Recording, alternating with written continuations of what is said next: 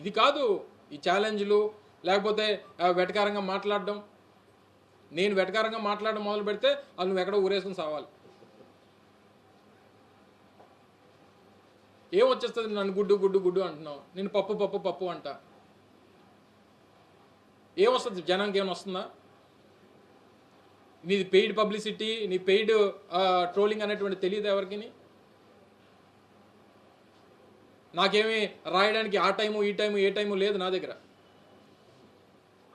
నాకున్నటువంటి రాజకీయ అవగాహన, రాజకీయంగా నాకున్నటువంటి ఆలోచనలు,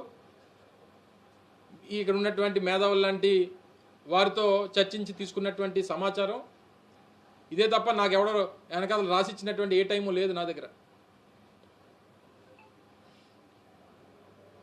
వర్ధంతికి జయంతికి తేడా తెలియనట్టు నువ్వు కూడా మాట్లాడేస్తే నీ గురించి. అందుకనే నిన్న ట్రోలింగ్లో నేను కాదు, నువ్వు జాతిపెద్దవి. నువ్వు